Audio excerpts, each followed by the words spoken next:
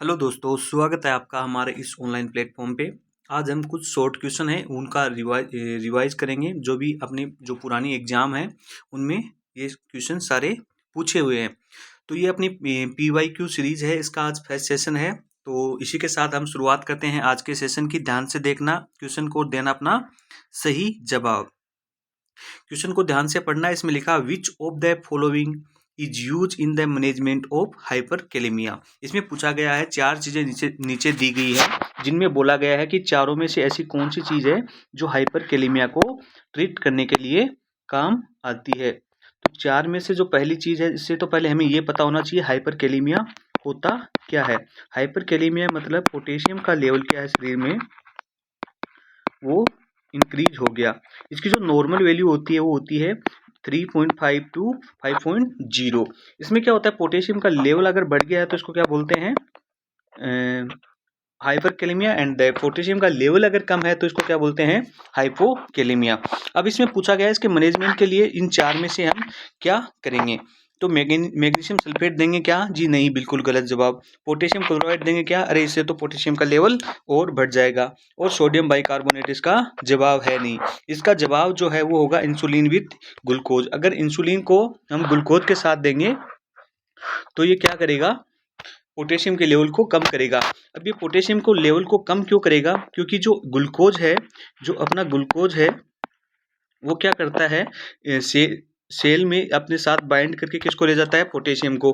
क्योंकि सेल इसका क्या करती है, रीअपटेक करती है, इसको अब्जॉर्ब करती है। तो इससे क्या होगा, इसका पोटेशियम का लेवल क्या होगा, डिक्रीज होगा। तो इससे मैनेजमेंट के लिए हम इंसुलिन विद ग्लूकोज काम में लेते हैं। कुछ और चीज़ें हैं जिससे भी हम मैनेजमेंट में हेल्प मिलती है हमें। पोटेशियम का अगर लेवल ज़्यादा हो तो उसमें दूसरा क्या है, हम दूसरा जो हम बताएं तो दूसरा इसमें जो होता है अपना, हम क्या करेंगे, नेबुलाइजेशन करेंगे साल्बुटामोल के साथ।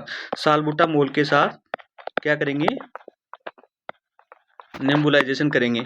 इसमें भी क्या करते हैं, नेबुलाइजेशन करते हैं तो ये भी क्या करते हैं, अब्जॉर्ब या रीअपटेक, सेल रीअपटेक करती है पोटेशियम का। तो इससे क्या होता है, पोटेशियम का लेवल कम होता है। तीसरा जो आता है इसमें वो होता है के बाइंड नाम से एक सेकेट आता है, वो भी हम पेशेंट को देते हैं। इसमें क्या होता है, कैल्शियम पोलिस्ट्रीन सल्फोनेट पाउडर होता है। कैल्शियम पोलिस्ट्रीन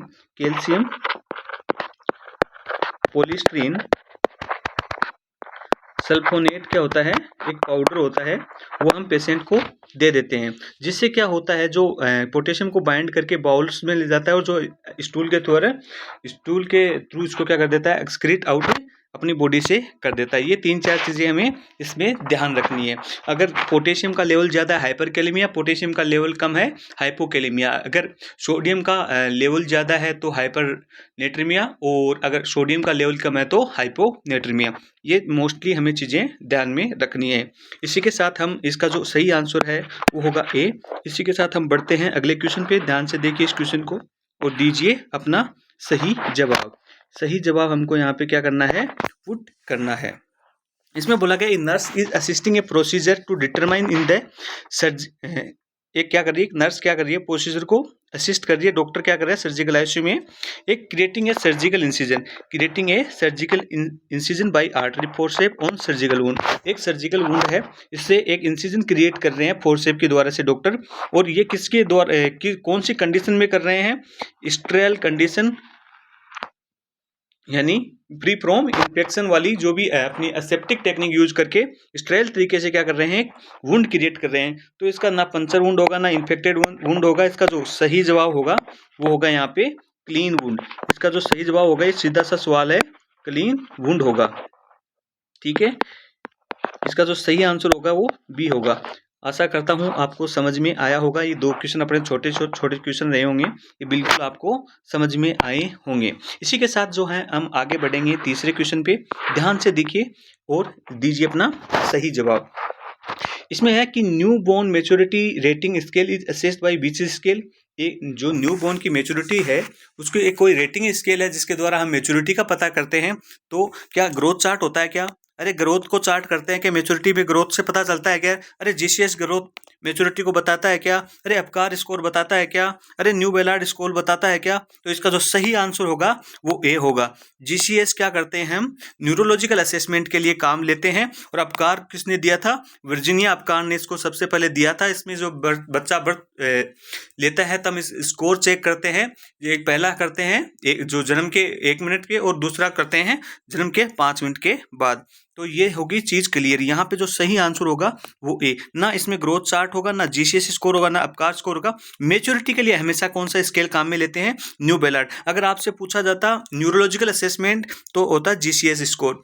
और अपकार में आपको पता है अपीयरेंस और अपने जो भी है 4-5 इसके पॉइंट है वो सारे नोट किए जाते हैं। बॉडी का कलर कैसा है, तो ये किस में आते हैं, अपकार स्कोर में। ग्रोथ चार्ट पेशेंट की देखी जाती है ग्रोथ। और जो मेच्योरिटी स्केल है वो है, उसको क्या नाम से जाना जाता है, न्यू बेलार्ड स्कोर के स्केल के नाम से जाना जाता है। आशा करता हूँ ये आपको बहुत ही अच्छे से समझ में आया होगा। ये बहुत ही छोटा क्वेश्चन है, बार बार रिपीटेड होने वाला क्वेश्चन है। और ये सारे क्वेश्चन अपनी जो भी पुरानी प्रीवियस एग्जाम है उनमें पूछे गए हैं। Permanent abnormal dilation and destruction of bronchi bronchioles is known as, अरे परमानेंट है डायलेशन एंड डिस्ट्रैक्शन किसका, ब्रोंक्यूल्स को। इसको क्या नाम से जाना जाता है, अरे क्या नाम से जाना जाता है, क्या एम्फाइसीमा नाम से जाना जाता है, क्या अस्थमा से जाना जाता है, क्या एटेलेक्टिस से जाना जाता है। अरे ना तो एम्फाइसीमा होता है, ना अस्थमा होता है, ना एटेलेक्टिस होता है। इसका होता है ब्रोंकाई एक्टेसिस। इसका जो है सही आंसर क्या होगा, डी होगा। अरे ये क्या होता है, तो सर ये होता है भाई, क्या होता है, जो एयर सेक हो जाते हैं, एल्वियोलाई में क्या हो जाती है, एयर बन जाती है। और वो क्या करती है, मोस्टली किसके द्वारा कोज होती है, जो स्मोकिंग वगैरह हम करते हैं, इसका मोस्ट कॉमन यूज होता है। अस्थमा कंडीशन है। और जो एटेलेक्टिस है, ये क्या होता है, जो अपनी एल्वियोलाई हैं वो क्या हो जाती हैं, चिपक जाती हैं। ये मोस्ट कॉमन कॉम्प्लिकेशन किस में होता है, जो भी सर्जरी हम करते हैं उनमें ये मोस्ट कॉमनली देखने को मिलता है। तो इसी के साथ जो इस क्वेश्चन का जो सही आंसर है वो होगा D. D will be the correct answer. इसी के साथ दोस्तों बढ़ते हैं अगले क्वेश्चन पे। देखिए इस क्वेश्चन को ध्यान से और दीजिए अपना सही जवाब। इसमें पूछा गया है, A principle of ethical practice include the respect and trustful behaviour towards the client known as. Ethical practice include the respect and trustful behaviour किसे कहा जाता है, अरे क्या ऑटोनॉमी को कहा जाता है, या जस्टिस को कहा जाता है, या अकाउंटेबिलिटी को कहा जाता है, या वेरासिटी को कहा जाता है। तो इसका जो सीधा सा सवाल है वो होता है ए आंसर। क्योंकि जो वेरासिटी है वो क्या होता है, ट्रस्टफुल बिहेवियर होता है टुवर्ड द क्लाइंट के प्रति। अकाउंटेबिलिटी का मतलब रिस्पॉन्सिबिलिटी होता है, जस्टिस का मतलब जस्टिस होता है, जिससे क्या होता है बराबर। और ऑटोनॉमी का मतलब होता है पेशेंट को जो भी राइट्स होते हैं अपने इलाज और इस चीज़ों के बारे में जानने का। तो इसमें जो सही आंसर होगा वो होगा A. A will be the correct answer. अगला क्वेश्चन है, इसको ध्यान से देखना, थोड़ा सा प्रैक्टिकल बेस्ड क्वेश्चन है लेकिन आंसर बहुत ही छोटा सा है। इसमें बोला गया in the ICU abdominal paracentesis is going on the client with ascites. अरे एक एसाइटिस का मरीज है जिसका क्या हो रहा है, पैरासिंथेसिस किया जा रहा है, मतलब पेरिटोनियल कैविटी से फ्लूइड को बाहर निकाला जा रहा है। इस एक प्रोसीजर हो रहा है जिसमें क्या किया, 3 लीटर फ्लूइड निकाल लिया गया है। तो इसमें जो कॉम्प्लिकेशन है, एक्सपेक्टेड कॉम्प्लिकेशन क्या होगा, अरे क्या होगा, क्योंकि 1 लीटर से हम जब भी ज़्यादा फ्लूइड बॉडी से बाहर निकालते हैं तो ये तीनों ही कंडीशन नहीं होती। इसमें सबसे पहले हाइपोटेंशन या हाइपोवोलेमिया होता है और वेस्कुलर कोलैप्स हो जाती हैं। तो इसका करेक्ट आंसर क्या होगा दोस्तों, A will be the correct answer. क्या 1 लीटर से ज़्यादा कभी भी हम बॉडी से फ्लूइड वगैरह नहीं निकालना, क्योंकि ये निकालेंगे तो इसका कॉम्प्लिकेशन ये अपने सामने देखने को मिलेगा। इसी के साथ आज का सेशन होता है कंप्लीट। छोटा सेशन इसलिए रखा है क्योंकि काफ़ी दिनों बाद हम वापस से क्लास स्टार्ट किए। तो ये क्लास अपने कल यूट्यूब चैनल पे अपलोड कर दी जाएगी। आशा करता हूँ ये जो 6-7 क्वेश्चन छोटे छोटे मैंने रखे हैं, ये रखे हैं आपके आत्मविश्वास को मजबूत बनाए रखने के लिए। आशा करता हूँ आप सब लोगों को समझ में आया होगा। तो चलिए दोस्तों, आपका बहुत बहुत धन्यवाद आज के इस चैनल से, इस क्वेश्चन सेशन से हमारे साथ जुड़ने के लिए आपका बहुत बहुत धन्यवाद।